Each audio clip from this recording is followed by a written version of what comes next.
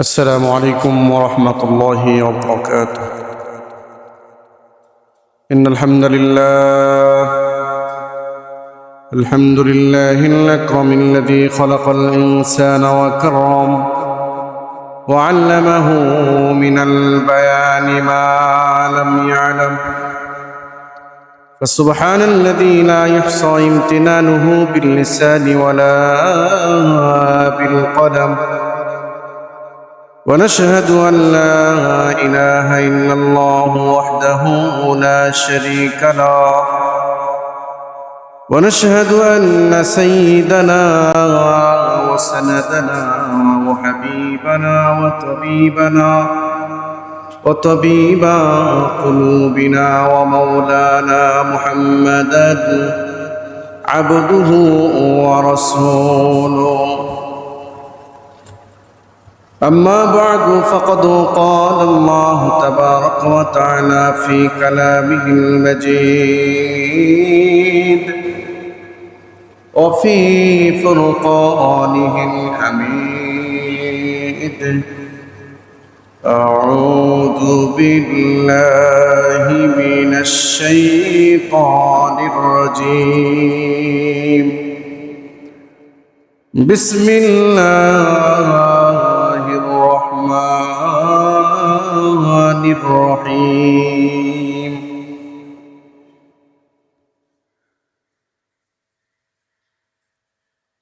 يا أيها الذين آمنوا اتقوا الله ولتنظر نفس ما قدمت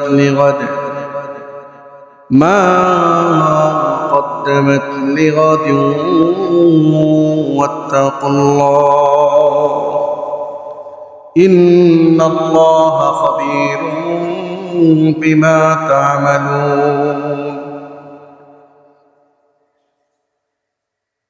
وقال النبي صلى الله عليه وآله وسلم: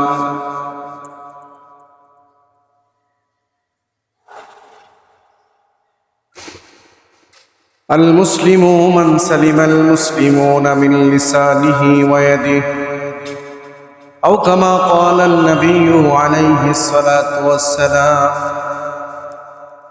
وقال تبارك وتعالى في شان حبيبه آمرا ومخبرا: إن الله وملائكته يصلون على النبي يا أيها الذين آمنوا صلوا عليه وسلموا تسليما. اللهم صل على محمد وعلى آل محمد كما صليت على إبراهيم وعلى آل إبراهيم إنك حميد مجيد. اللهم بارك على محمد وعلى آل محمد كما باركت على إبراهيم وعلى آل إبراهيم إنك حميد مجيد. জনম জনম যদি গাহি তোমার মহিমা গাওয়া শেষ হবে নাহি। জনম জনম যদি গাহি তোমার মহিমা গাওয়া শেষ হবে নাহি। ওরে ও ভরে না তবু, ওরে ও ভরে না তবু সাহারায় প্রাণ। তুমি রহমান, তুমি মেহেরবান। বালাগাল উলা বি কামালিহি কাশাফাদ দুজা বি জামালিহি حسنت جميع خصاله صلوا عليه وآله আলহামদুলিল্লাহ, মুআজ্জাজ হাজিরিন, আল্লাহ তাবারক ওয়া তাআলার আলিশান দরবারে আমরা কালিমাতুশ শুকর আদায় করছি যে আল্লাহ সুবহানাহু ওয়া তাআলা আজকে পবিত্র শাওয়াল মাসের তৃতীয় জুমা, আল্লাহ সুবহানাহু ওয়া তাআলা আমাদেরকে দুনিয়াবী বিভিন্ন ধরনের কাজ কারবার থেকে ফারিগ করে তার গোলামি করার জন্য দুনিয়ার সর্বোৎকৃষ্ট স্থান জায়গা মাসাজিদ, এই মসজিদ আল্লাহ পাক আসার এবং বসার তৌফিক দিয়েছেন। আমরা আসতে পেরেছি এবং বসতে পেরেছি, এই জন্য সেই মহান মালিকের দরবারে অন্তরের অন্তরস্থল থেকে আল্লাহ পাককে রাজি খুশি করার জন্যে সমস্যার আওয়াজটা উঁচু করে কালিমাতুশ শুকর আদায় করছি, জোরে সোরে বলছি আলহামদুলিল্লাহ। পাশাপাশি লক্ষ লক্ষ দুরুদ এবং সালাম বর্ষিত হোক সরকারে দো জাহান শফিউল মুজরিমিন সৈয়দুল আম্বিয়া ওয়াল মুরসালিন খাতামুন নবিয়্যিন রাহমাতুল লিল আলামিন জনাবে মুহাম্মদুর রাসূলুল্লাহ সাল্লাল্লাহু আলাইহি ওয়া আলিহি ওয়াসাল্লামের। সম্মানিত ভাইরা, আজ পুরা পৃথিবীর যে অরাজক পরিস্থিতি তৈরি হয়েছে তার বেশ কয়েকটি কারণ রয়েছে বটে। পৃথিবীতে যখন কোনো মুসিবত, কোনো বিপদ এবং কোনো অরাজক পরিস্থিতি ধেয়ে আসে, আল্লাহ তাবারক ওয়া তাআলা কালামুল্লাহতে ইরশাদ করেন, যাহারাল ফাসাদু ফিল বাররি ওয়াল বাহরি বিমা কাসাবাত আইদিন নাস। পৃথিবীতে যেগুলো ফিতনা ফাসাদ মুসিবতগুলো ধেয়ে আসে, মানুষের উপর পতিত হয়, এটা হচ্ছে মানুষের হাতের কামাই। আমি এবং আপনি সহ পৃথিবীতে যারা আছি, বর্তমানে বসবাস করছি, তারা যদি মুসলমানের যে বৈশিষ্ট্য রয়েছে, যে কাজ মুসলমানরা করবে, যে ইবাদতের মাধ্যমে, যে আত্মবিশ্বাসের মাধ্যমে মুসলমানরা সমাজে প্রতিষ্ঠিত হবে, এই কাজ যদি মুসলমানরা করতে থাকে, তাহলে পৃথিবীতে যতই অরাজক সৃষ্টি হোক না কেন, এটা প্রতিহত করা আল্লাহর উপর বিশ্বাসের মাধ্যমে এবং ইবাদতের মাধ্যমে, আল্লাহ এবং আল্লাহ রাসূলের বাত্তানো পথে যদি কেউ পরিচালিত হয়, তাহলে পৃথিবীর সকল মুসিবতকে একত্রিত করলেও এবং চেপে দিলেও কোনো মুসলমান সম্প্রদায়ের বিন্দু পরিমাণ কেউ কোনো ক্ষতি করতে পারবে না। পক্ষান্তরে যদি ইচ্ছাকৃতভাবে আল্লাহ তাবারক ওয়া তাআলা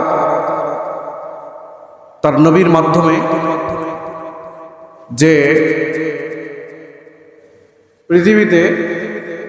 পৃথিবীবাসীদেরকে যে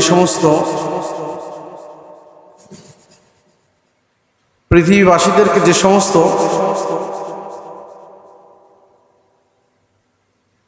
মহা দায়িত্বের কথা শুনিয়েছেন, এই দায়িত্বের মধ্যে থেকে সবচেয়ে বড় দায়িত্ব হলো ঈমানের যে কুওয়াত, যে মজবুতি, এই মজবুতিকে ধারণ করা। সম্মানিত ভাইরা, আমরা দেখতে পাচ্ছি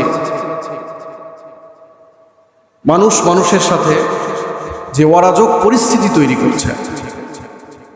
একজন মানুষ আরেকজন মানুষকে মনে করছে যে আমি কেমন করে বাঁচি এবং অন্যজন কেমন করে ধ্বংস হয়ে যাবে। এই চিন্তায় যারা নিজেকে নিয়োজিত রেখেছে, বিপদের মধ্যে পড়লে ওই চিন্তায় তাকে উদ্ধার করার কোনো মানুষ পৃথিবীতে থাকে না। পরিষ্কার কথা। কারণ ইসলামের দিক এবং ইসলামের দর্শন হলো এটা যে আল মুসলিমু মান সালিম আল মুসলিমুনা মিন লিসানিহি ওয়া ইয়াদিহি। সুবহানাল্লাহ বলেন। আল্লাহর হাবিব মুহাম্মদ রাসূলুল্লাহ সাল্লাল্লাহু আলাইহি ওয়াসাল্লাম বলেন, মুসলমানদের প্রকৃত সংজ্ঞা দিয়েছেন, শুধু মুসলমানের ঘরে জন্ম নিলাম, নিজে বেঁচে থাকলাম, নিজে কেমন করে মুসিবত থেকে বাঁচা যায় এবং এটার পাথেও কি হতে পারে, এটাকে গ্রহণ করে নিজে শুধু বাঁচার চেষ্টা করলাম, আর নামাজ রোজা এবং বাকি যেগুলো ইবাদতগুলো আছে এগুলো আদায় করলাম, তাহলে আমরা মনে করি আমরা আমাদের প্রকৃত মুসলমান হয়েছি। কিন্তু ইসলাম প্রকৃত মুসলমানের একটা সংজ্ঞা দিয়েছে। বিশ্বনবী মুহাম্মদুর রাসূলুল্লাহ সাল্লাল্লাহু আলাইহি ওয়াসাল্লাম বলেন, আল মুসলিমু মান সালিমাল মুসলিমুনা মিন লিসানিহি ওয়া ইয়াদিহি। প্রকৃত মুসলমান হলো ওই ব্যক্তি যার জবান এবং হাত থেকে আরেকজন মুসলমান হেফাজত থাকে। জোরে বলেন সুবহানাল্লাহ। আপনার জবান থেকে যেমন করে নিরাপদ থাকবে আরেকজন, আপনার হাত থেকে আরেকজন নিরাপদ থাকবে। কিন্তু আমরা প্রত্যেকটা ক্ষেত্রেই দেখি জবান এবং হাতটা আমাদেরকে মনে হয় এই শক্তি প্রয়োগ করে আরেকজনকে কেমন করে ঠকানো যায় এবং পিটানো যায় এবং আঘাত করা যায়। যেমন হাত দিয়ে আঘাত করি, ওই রকম ভাবে জবান দিয়ে আঘাত করতে দ্বিধাবোধ করছি না। প্রকৃত মুসলমান হওয়া গেল। প্রকৃত মুসলমান যদি না হওয়া যায়, বিপদ যদি ধেয়ে আসে, তাহলে উদ্ধার হওয়ার যে মাধ্যম, যে তরিকা, এই তরিকা তো খুঁজে পাওয়া যায় না। এই জন্য দেখছি আমরা যে একজন বিপদের মধ্যে পড়ছেন, আর একজন আমরা এখান থেকে বসে ভিতরে বিন্দু পরিমাণও কারো কারো এমনও ব্যক্তি আছেন তার মধ্যে আফসোস নেই, উনি মনে করছেন যে এই বিপদটা আমার উপর আর আসবে না। মনুষ্যত্ববোধের যে ঘাটতি, এই ঘাটতিটা প্রত্যেকটা ক্ষেত্রে আমাদেরকে তৈরি হয়েছে। এখান থেকে বাঁচতে হলে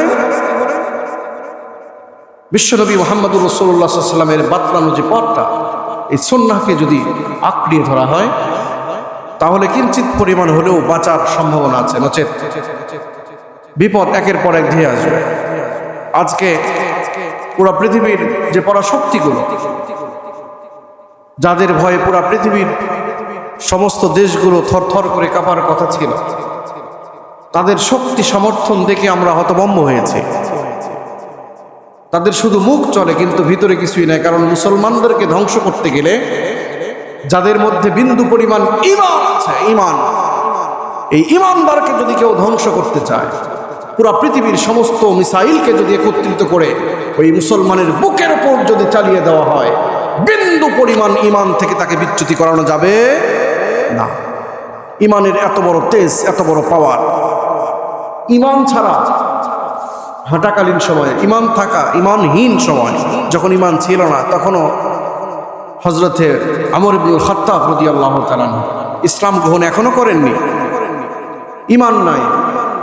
বিশ্বনবী রাহমাতুল লিল আলামিনকে হত্যা করার জন্য তার দ্বিধাবোধ করে এরাদা করেছে, ইচ্ছা পোষণ করেছে যে বিশ্বনবী মুহাম্মদুর রাসূলুল্লাহ সাল্লাল্লাহু আলাইহি ওয়াসাল্লামকে হত্যা করলে এই পুরস্কার পাবে।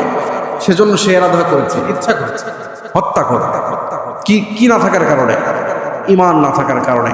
পক্ষান্তরে যখন ঈমান ভিতরে ঢুকে গিয়েছে, আল্লাহু আকবার, এই ঈমানের কারণে বিশ্ববাসীর কাছে হযরত ওমর ইবনুল খাত্তাব রাদিয়াল্লাহু তাআলা আনহু নাম চিরস্মরণীয় থাকবে। কারণ ঈমান তাকে এমন একটা মজবুতি পথ দিয়েছেন যে বিশ্বনবী মুহাম্মদুর রাসূলুল্লাহ সাল্লাল্লাহু আলাইহি ওয়াসাল্লাম বলেছেন, দ্বিতীয় স্টেপেই বলেছেন, অমর ফিল জান্নাহ। জোরে বলেন সুবহানাল্লাহ। ঈমানের কারণে বিশ্বনবী বলেছেন যে আমার ওমর দ্বিতীয় স্টেপে জান্নাতি। দুনিয়াতে 10 জনকে সুসংবাদ দেওয়া হয়েছে আশারে মুবাশশারা, তার মধ্যে দ্বিতীয় নম্বর হযরত ওমর ইবনুল খাত্তাব রাদিয়াল্লাহু তাআলা। এই জন্য সংখ্যা দিয়ে, শক্তি দিয়ে মুসলমানরা কখনো ভয় পায় না। ইসলামের প্রথম যে যুদ্ধ সংগঠিত হয়েছিল, সম্মানিত হাজিরিন, আপনারা জেনে থাকবেন, প্রথম যে যুদ্ধ সংগঠিত হয়েছিল এটা হলো ঐতিহাসিক বদর যুদ্ধ। 313 জন সৈন্য নিয়ে, বাহিনী নিয়ে, 2টা হাতিয়ার নিয়ে এই যুদ্ধের মধ্যে অংশগ্রহণ করেছিলেন স্বয়ং বিশ্বনবী মুহাম্মদুর রাসূলুল্লাহ সাল্লাল্লাহু আলাইহি ওয়াসাল্লাম। আর ওইদিকে ছিল 1000 বাহিনী। তাদের সুসজ্জিত করার জন্য গানবাদ্য যন্ত্রসহ নর্তকী তারা নিয়ে আসছিল সাথে, যে তারা রাত্রে যদি ক্লান্ত হয়ে যায়, এই নর্তকীরা তাদেরকে একটু ক্লান্তি দূর করে দেবে। মহিলাদেরকে সাথে নিয়ে আসছিল। কিন্তু মুহাম্মদুর রাসূলুল্লাহ সাল্লাল্লাহু আলাইহি ওয়াসাল্লাম সারা রাত ঘুমাননি। আল্লাহ পাকের কাছে দোয়া করছেন যে আল্লাহ, মানে যোগ্যতা নাই, কোনোদিন কোনো মারিকায় কোনো যুদ্ধে অংশগ্রহণ করার কোনো ট্রেনিং প্রাপ্ত কাউকে নিয়ে আমি যুদ্ধের ময়দানে আসিনি আল্লাহ। তুমি যদি সাহায্য না করো, ইসলামের এই প্রাথমিক যুগে যদি আমরা ধ্বংস হয়ে যাই, আমরা যদি পরাজয় বরণ করি, তাহলে এই কাফেরদের সামনে ইসলামকে দাঁড়িয়ে তোলা এবং ইসলামকে নিয়ে কোনো কথা বলনেওয়ালা পৃথিবীতে কেউ থাকবে না। আল্লাহ পাক কবুল করলেন। 313 জনের ভিতর দিয়ে ঈমানি মজবুত দান করলেন। আসমান থেকে ফেরেশতাদের মাধ্যমে আল্লাহ পাক সাহায্য করলেন এবং ঐতিহাসিক বদর যুদ্ধে মুসলমানদেরকে জয়লাভ করে দিলেন। সুবহানাল্লাহ। 2টা হাতিয়ার ছিল। কয়টা বলেন? 2টা হাতিয়ার দিয়ে, অস্ত্র দিয়ে কি হয়? আমরা তো মনে করি আসবাবের প্রতি আমাদের বিশ্বাস, আর ইসলাম বলে আসবাবের প্রতি ইসলামকে পুরোটাই বিপরীত। বিশ্বনবী মুহাম্মদুর রাসূলুল্লাহ সাল্লাল্লাহু আলাইহি ওয়াসাল্লাম বলেন,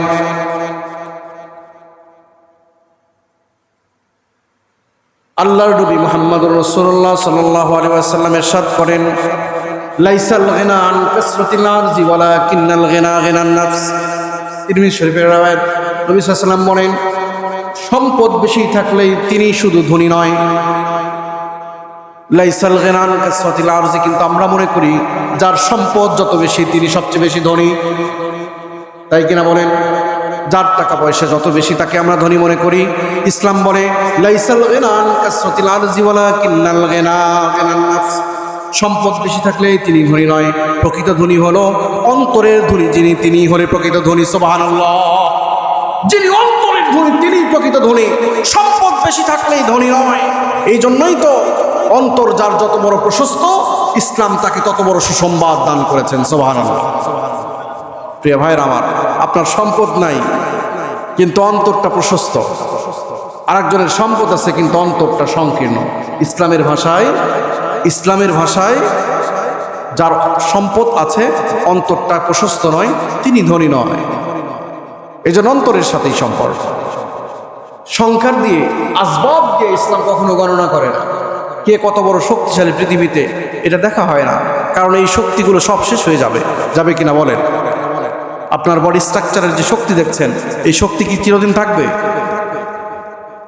এই শক্তি শেষ হয়ে যাবে, নিমিষের মধ্যে আপনি দুর্বল হয়ে যাবেন। এই সময় আপনাকে দুর্বল করে ছাড়বে, কোনো সন্দেহ নাই।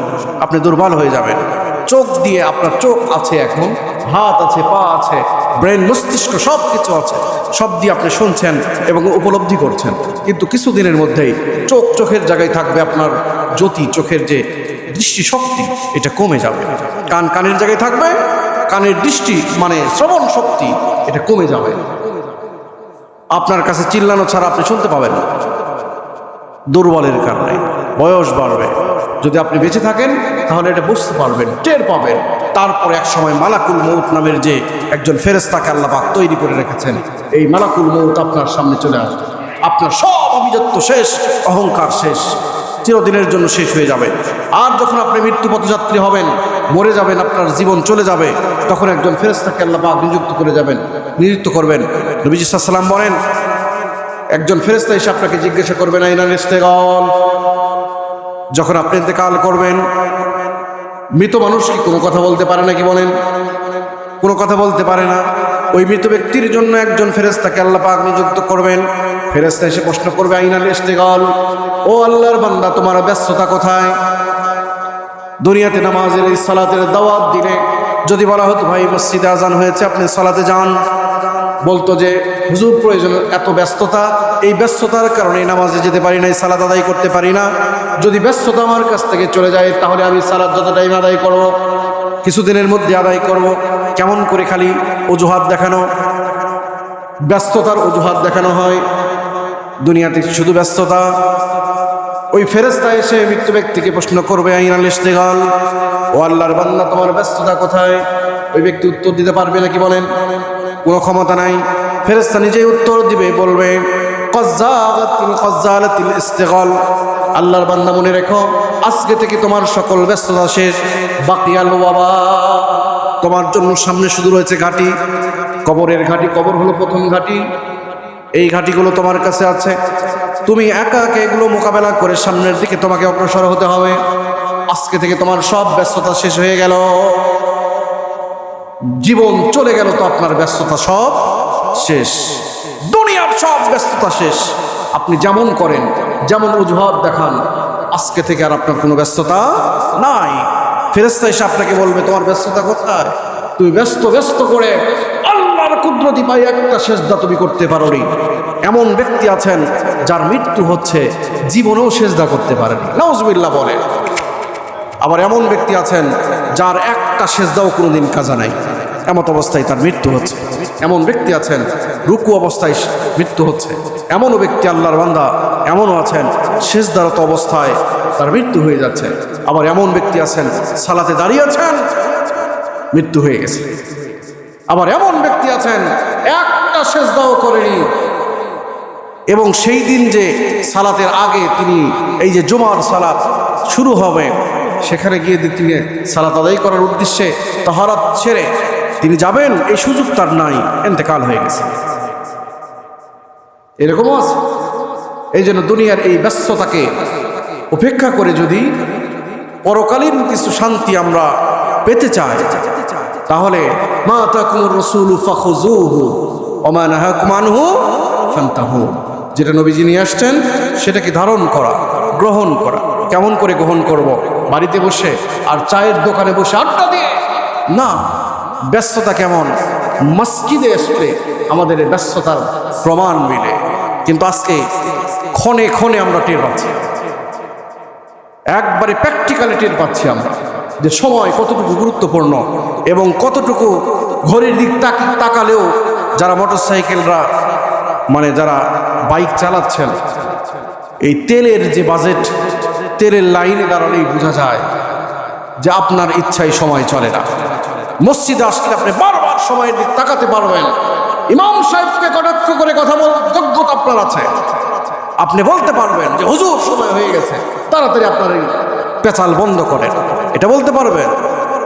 কিন্তু আপনি ঘন্টার পর ঘন্টা, সেই রাত 2টা সকাল 8টার সময় তেল দিবে, আগামী মানে গতকাল তার আগার দিনের সন্ধ্যা 8টায় মোটরসাইকেলের লাইন। আল্লাহু আকবার বলেন, আল্লাহু আকবার বলেন। কার জন্য দাঁড়িয়েছিলেন? আল্লাহর জন্য। আল্লাহর জন্য দাঁড়িয়েছিলেন। সারা রাত দাঁড়িয়েছিলেন কার জন্য? আল্লাহর জন্য দাঁড়িয়েছিলেন। আল্লাহ জানে। এজন্য এই যে এগুলো হুজুররা আলোচনা করেন, মসজিদের মেম্বার আলোচনা হয় যে ভাই মসজিদে আসলে একটা মিনিট যদি সময় এদিক সেদিক হয়ে যায় কত কথা শুনতে হয়, কিন্তু আজকে ঘন্টার পর ঘন্টা আপনার কাছ থেকে চলে যাচ্ছে, আপনার কোনো শক্তি নাই, কিচ্ছু বলার শক্তি নাই।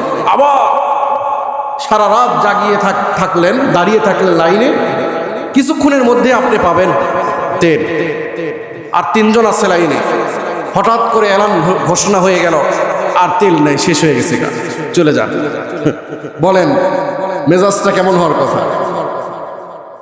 আল্লাহ আমাদেরকে সহজ করেন, জোরে বলেন আল্লাহুম্মা আমিন। যে অবস্থা শুরু হয়েছে, কিয়ামতের দিনও এমন হবে। কেউ যদি আপনার লাইনের আগে দাঁড়াতে চায়, মাঝে মধ্যে এগুলো নিয়ে চিন্তা করা যায়। আপনি চিন্তা করে দেখবেন যে লাইন ধরে আছে, বিশাল লাইন, ওই লাইনের আগে এসে হঠাৎ করে আপনি দাঁড়ালেন, একটু গল্প করছেন কারোর সাথে, বাহিরে যারা লাইনে দাঁড়িয়ে আছে তারা মনে করবে যে হয়তো ভাই দাঁড়ানোর জন্য চেষ্টা করছেন, আপনাকে সামনে যাওয়ার কোনো সুযোগ দেবে না। দুনিয়াতে একটা তেলের কারণে যদি আপনাকে সামনে দাঁড়ানোর সুযোগ না দেয়, কিসের সম্মানিত ব্যক্তি, কিসের অসুস্থ ব্যক্তি বাইক নিয়ে গেল, কোনো ব্যক্তির এমন প্রয়োজন হতে পারে যে আপনার চাইতেও ডবলের ডবল তার প্রয়োজন, তাকে একটু সুযোগ করে দিলে সমস্যা কোথায়? না, কোনো সুযোগ নাই। কিয়ামতের দিন কঠিন মুসিবতের সময় দুনিয়াতে যদি এই অবস্থা হয়, একটা তেলকে উদ্ধার করার জন্য আপনার বাইকে তেল উঠাবেন, এই জন্য দুনিয়াতে যদি এই হালত হয়, আখিরাতে কিয়ামতের কঠিন মুসিবতের সময় কি অবস্থা হবে একটু লক্ষ্য করে চিন্তা করে দেখেন। যে একটা নেকির জন্য মা তার সন্তানকে পরিচয় দিবে না, সন্তান তার বাবা মাকে পরিচয় দিবে না, বিবি বাল বাচ্চাকেও তার পরিচয় দিবে না, কোনো সন্দেহ নাই। এই দুনিয়াতে আমরা তার প্রমাণ পাচ্ছি। আল্লাহ সহজ করেন, জোরে বলেন আল্লাহুম্মা আমিন। যেটা বললাম, প্রকৃত মুসলমান হওয়ার জন্য অবশ্যই আরেকজন মুসলমানের সহযোগী হওয়া দরকার। ভাই এই দুনিয়াতে যতদিন পর্যন্ত আপনি বেঁচে থাকবেন, আমরা থাকব, সহযোগী হয়ে যদি বেঁচে থাকতে পারি, তাহলে এই মৃত্যুর পরে আপনার এই যে আপনি স্যাক্রিফাইস করে গেলেন দুনিয়াতে বেঁচে থাকাকালীন সময়, আরেকজনের জন্য আপনি যতটুকু করে গেলেন, সহযোগিতার হাত বাড়িয়ে দিয়ে দুনিয়া থেকে বিদায় নিলেন, এই সহযোগিতার কারণে ওই বান্দার কাছে যেমন আপনি গ্রহণযোগ্যতার মধ্যে পড়ে গেলেন, আল্লাহ পাক, আল্লাহ এবং আল্লাহ রসুলও আপনার এই ব্যবহারে মুগ্ধ হয়ে কিয়ামতের কঠিন মুসিবতের সময় আপনাকে মাফ করে দেবেন ইনশাআল্লাহ। এই জন্য প্রকৃত মুসলমান আল মুসলিমু মান সালিম আল মুসলিমুনা মিন লিসানিহি ওয়া ইয়াদিহি, তার জবান থেকে অপর মুসলমান নিরাপদ থাকা, এটা হলো প্রকৃত মুসলমান, এবং তার হাত থেকে নিরাপদ থাকা। জবান এবং হাত দুটা দিয়ে আঘাত করা যায়, দুটো দিয়ে কি করা যায়? আঘাত করা যায়। জবান দিয়ে আঘাত করলে কি হয়? কবি বলেন, জারাহাতুস সিনানি রাহা ইলতিয়াম ওয়ালা ইয়ালতামু মা জারাহাল লিসান। কথার আঘাত তরবারির আঘাতের চাইতেও বড় ভয়ানক। কথার আঘাত তরবারির আঘাতের চেয়েও বড় ভয়ানক।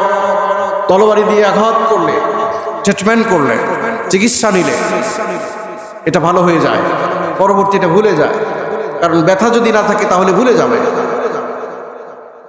আর কথার আঘাত এমন একটা আঘাত, এটা কোনোদিন শুকায় না, কোনো ট্রিটমেন্ট নাই। আপনাকে দেখলেই ভিতরে মনে পড়বে যে আমাকে কি আঘাত করেছে। এই জন্য জবান এবং হাত থেকে, দুইটা থেকেই মানুষ মানে অপর মুসলমান যেন নিরাপদ থাকে, এই জন্য ইসলাম বলেছেন, নবী সাল্লাল্লাহু আলাইহি ওয়াসাল্লাম বলেছেন, একজন মুসলমান অপর মুসলমানকে তার জবান এবং হাত থেকে নিরাপদ দিবে, নিরাপদে রাখবে, সেই হবে প্রকৃত মুসলমান।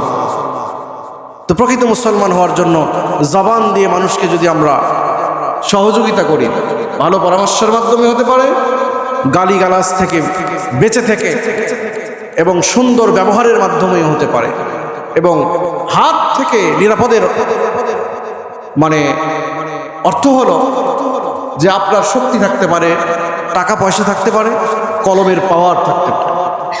অন্যায় করে যদি কোনো ব্যক্তিকে অন্যায়ভাবে কলমের একটা সিগনেচার মাধ্যমে তার জীবনকে ধ্বংস করে দিলেন, আপনার হাত থেকে সে নিরাপদ হলো না, প্রকৃত মুসলমান হতে পারলেন না। তারপরে অন্যায়ভাবে কাউকে আঘাত করলেন, হাত দিয়ে শক্তি আছে, সামর্থ্য আছে, এই সামর্থ্যকে অন্য রাস্তায় প্রয়োগ করে মানুষকে কষ্ট দিলেন, তাহলে প্রকৃত মুসলমান হওয়া গেল না। প্রকৃত মুসলমান হতে হলে জবান এবং হাত থেকে অপর মুসলমান নিরাপদ হওয়া চাই ইনশাআল্লাহ। বলে আল্লাহ পাক তৌফিক দান করেন। আজকে পুরা পৃথিবীর যে সমস্ত যে ভয়ানক পরিস্থিতি আমাদের মাঝে আমরা বুঝতে পারছি এবং দেখতে পাচ্ছি, এর একটাই কারণ হলো ইসলামের যে মৌলিক বিষয়গুলো, মুসলমানদের যে সম্মান এবং ইজ্জত এবং ওয়াকর, এই ওয়াকর থেকে আমরা সবাই পিছিয়ে পড়ে গেছি। আমরা ভুলে গিয়েছি যে আমরা কোন জাতি, আমাদের মর্যাদা কেমন, এটা আমরা ভুলে গিয়েছি।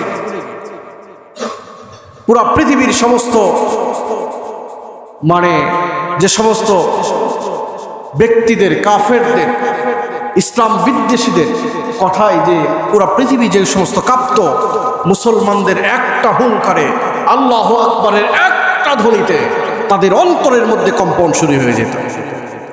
একজন ওমর ইবনে খাত্তাব রাদিয়াল্লাহু তাআলা আনহু, যেটা বলছিলাম শুরুর দিকেই, যে তিনি যখন ইসলাম গ্রহণ করলেন, ইসলাম গ্রহণ করেই বললেন যে ইয়া রাসূলুল্লাহ, আজকে সরাসরি মানে প্রকাশ্য দিবালোকে মানে আজান হবে। সুবহানাল্লাহ বলেন।